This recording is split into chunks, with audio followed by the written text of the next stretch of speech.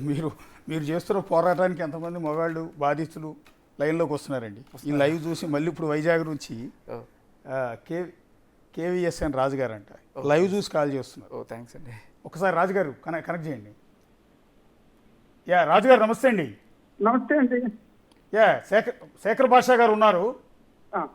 So ఒకసారి మీరు ఆయనతో మాట్లాడచ్చు. ఓకే అండి. రాజుగారు నమస్తే, చెప్పండి. నమస్కారం శేఖర్ భాష. నాకన్నా చిన్న ఆయన బాబు, చిన్నోడు కాబట్టి మరి మధ్యలో ఏమన్నా ఇది వచ్చినా ఏమనుకోకు. పర్లేదు సార్. నువ్వు చేస్తున్న పోరాటం అద్భుతం, అమోఘం. Thanks sir. ఎందుచేతంటే నేను ఒక 3 రోజులుగా నేను మా మిస్సెస్ ఇద్దరం కూడా రాత్రి 11, 12 అయినా కూడా ఇదే టాపిక్ మీద ఫాలో అవుతున్నాం. పర్టికులర్ గా నువ్వు ఎప్పుడు చేస్తావు అన్న నువ్వు అనంత మీరు ఎప్పుడు వస్తారన్న దాని మీద మేము ఎదురు చూస్తున్నాం.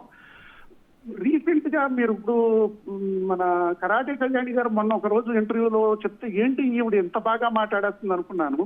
జస్ట్ ఇప్పుడు మాత్రం చాలా ఆవిడ చూసారా ఏంటి ఆవేశంతో అమ్మాయి అందట.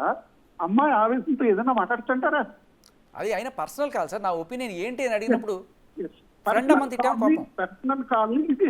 అది కూడా మరి వెనకాల ఉన్న వాళ్ళ ఇది ప్లాన్ గా మీకు ఫోన్ చేసి అది రికార్డ్ చేసి పెట్టారని మేము అనుకుంటున్నాం. నేను మరణించదు ఇలాంటివి చేస్తారని నాకు తెలుసు సార్, ముందుగానే తెలుసు. తర్వాత ఇంకోటి ఏంటంటే చెప్తున్నారు కదా ఆడవాళ్ళను, ఇప్పుడు మీరు వినిపించిన దాంట్లో ఒకటి వాళ్ళ తల్లి గారికి, రాజకీయ తల్లి గారికి ఎంతమంది నీ దాంట్లో డాష్ పెడితే నువ్వు పుట్టావన్న మాట అది కరెక్ట్ అంటే సార్ నేనైతే చెప్తున్నా కదా. అది విన్నారు, అది కరెక్టే. నేను విన్నది కరెక్టే. నేను చెప్తున్నా సార్, ఆ అమ్మాయి దూరంలో ఎదురుగా ఉంటే చెప్పు తీసుకొని కొట్టేవాడిని సార్. ఇలాగా మాట్లాడేదని నేను విన్నది కరెక్టేనా కాదంటారా మీరు? కరెక్టే. మరి చూడండి అసలు ఉప్పు పాత్ర వేసేయాలి గురే ఉట్టిగా. అదే సార్ నేను చెప్తున్నాను కదా, ఇట్లాంటి వాళ్ళని రాళ్లతో కొట్టి తరివేసే రోజు దగ్గరలో ఉంది. రాజకీయ తల్లి కూడా ఒక మహిళ కదా. అదే కదా.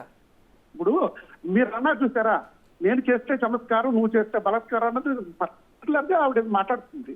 అదే మీరు మాత్రం అద్భుతంగా వెళ్తున్నారు. మీకు ఖచ్చితంగా ఆటుపోట్లు ఎదురు దెబ్బలు ఉంటాయి. మీరు మాత్రం ముందుకు కొనసాగండి. మోరల్ గా మా సపోర్ట్ మీకు ఎప్పుడూ ఉంటుంది. అసలు మీ మాట్లాడి తీరు చూసి ఫ్యాన్ అయిపోయింది మా అమ్మాయి, మా మిసెస్. ఇంకోటి చెప్పంటారు, నాకు 2 కూతుళ్ళండి. 2 కూతుళ్ళు ఉంటే నేను ఒక అమ్మాయికి ఇంట్రెస్ట్ గా మాడుతున్నాను, అది గుర్తుపెట్టుకోండి.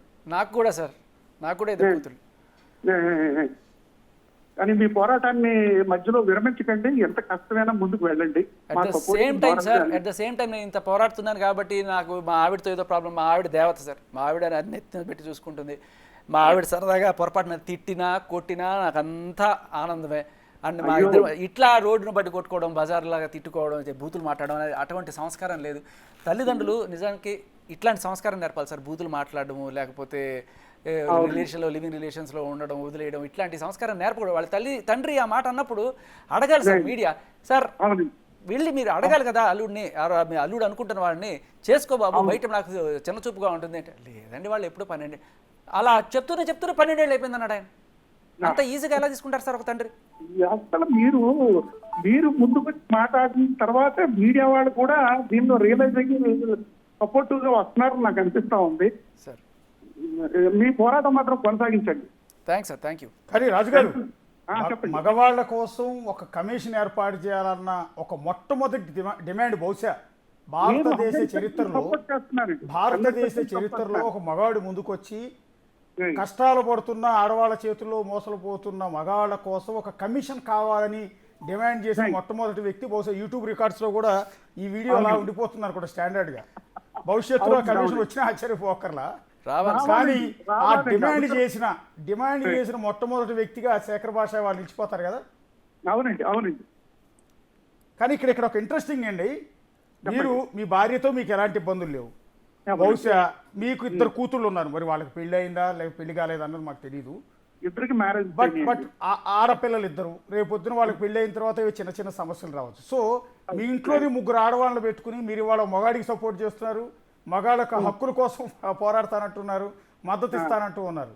ఇక్కడ నేను మగవాడు అన్నది జెండర్ గా చూడకండి. మగవాడు అక్కడ ఆడదుంటే ఆడదానికన్నా చేస్తాను. ఇక్కడ జరుగుతున్నది తప్పు, ఆ తప్పు చేస్తుంది ఒక అమ్మాయి. అందుచేత తప్పు చేసిన అమ్మాయి అయినా అబ్బాయి అయినా ఒకటేనండి నా దృష్టిలో. అదే కరెక్ట్. ఇప్పుడు అక్కడ సార్, అబ్బాయి నిజంగా తప్పు చేశాడు అనుకోండి, అబ్బాయికే నేను ఎగ్నెస్ట్ గా మాట్లాడతాను. ఇక్కడ తప్పు చేస్తుంది అమ్మాయి. Yes yes sir, thank you sir. For more videos like this, subscribe Big TV channel.